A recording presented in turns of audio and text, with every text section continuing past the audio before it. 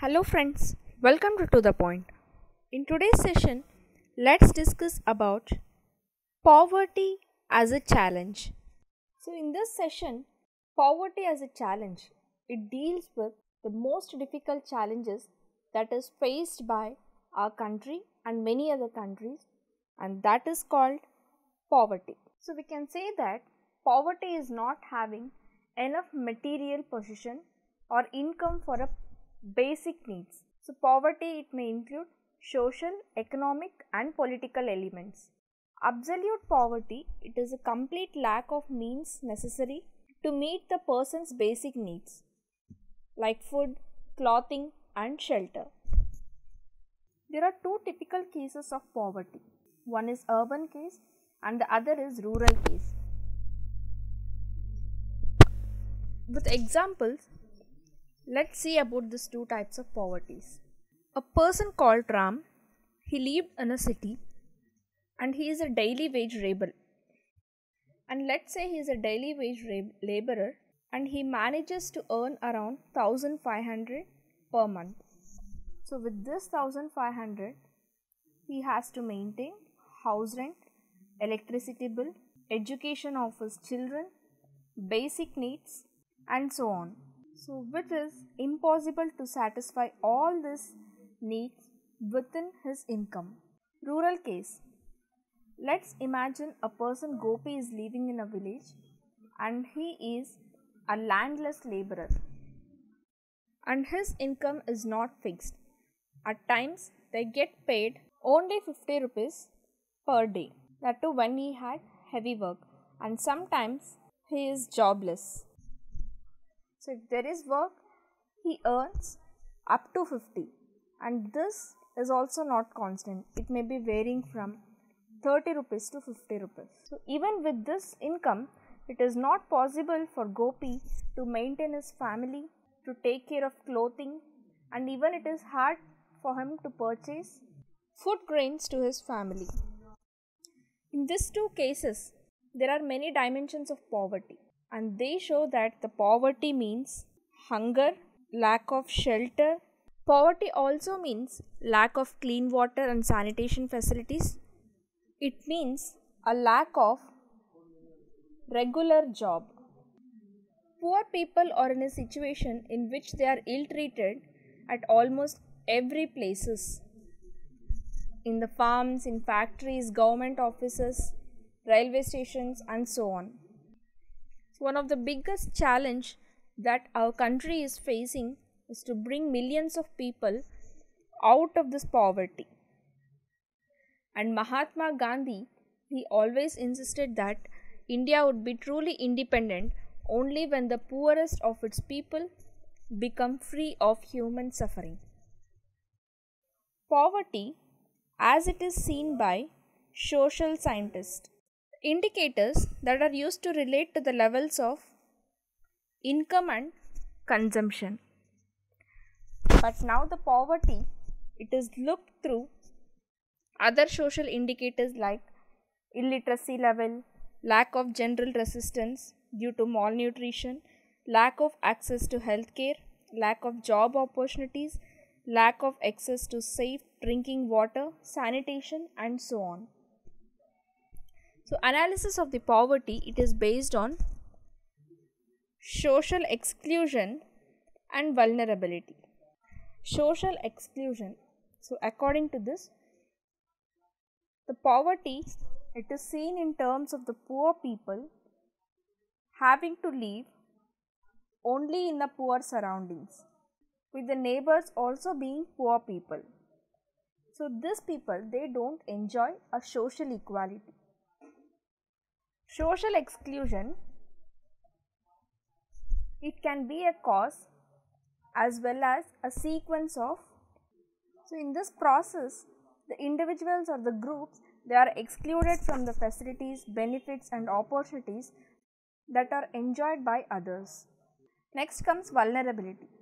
Vulnerability to poverty means it describes a greater probability of certain communities in specific. Let's say members of a backward caste, or individuals such as widow, physically abled person, of becoming or remaining poor in the coming years. Vulnerability, it is determined by the options that is available to different communities for finding an alternative living in terms of assets, education, health and job opportunities. Poverty line. So at the center of discussion on the poverty, the usual concept is poverty line. The common method that is used to measure the poverty, it is based on income and consumption levels. A person is considered to be poor if that person's income or consumption level, it falls below a minimum level, that is where he cannot satisfy his basic needs. Those people comes under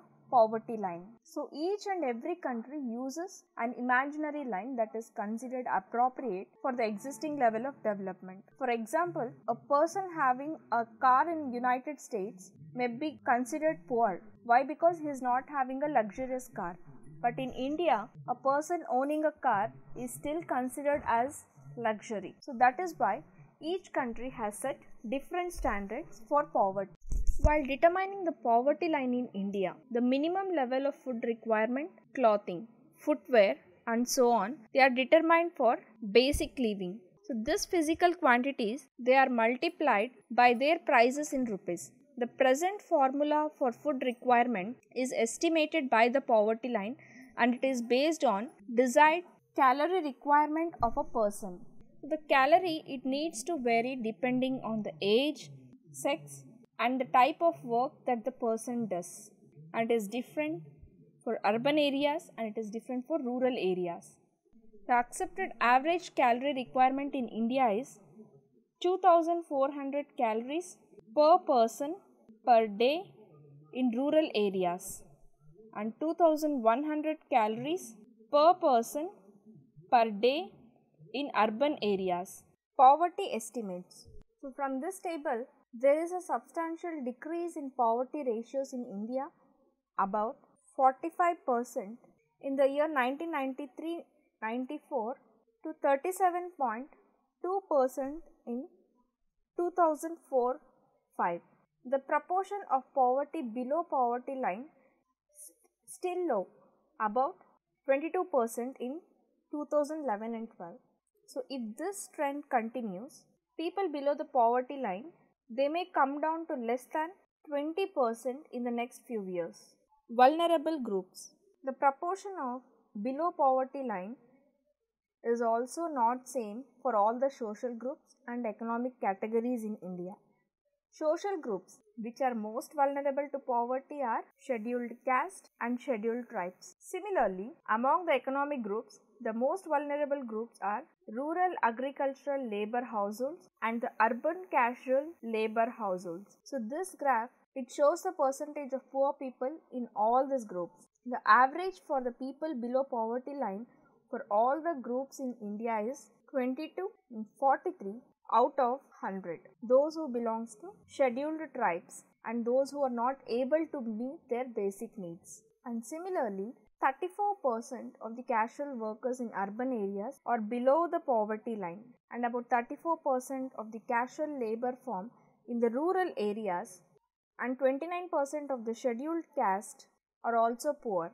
Global poverty scenario. The proportion of the people in developing countries like extreme economic poverty, which is defined by the World Bank, living on less than $1.90 per day, and it has fallen from 35% in 1990 to 10.68% in the year 2013.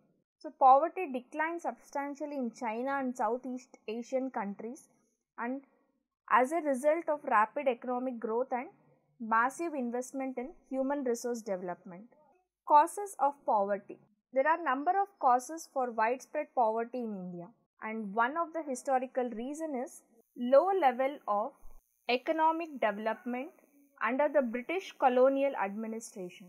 The policies of colonial government, it ruined traditional handicrafts and it discouraged development of industries like textiles. So all this, it resulted in less job opportunities, and this was accompanied by high growth rate of population. The two combine to make the growth rate of per capita income very low. Many other socio-cultural and economic factors, they are also responsible for poverty. In order to fulfill social obligations and observe religious ceremonies, people in India, including very poor, spend a lot of money. Small farmers need money to buy agricultural inputs like seeds, fertilizers, pesticides and so on. So poor people, they don't have any savings. They borrow the money and they are unable to repay because of poverty.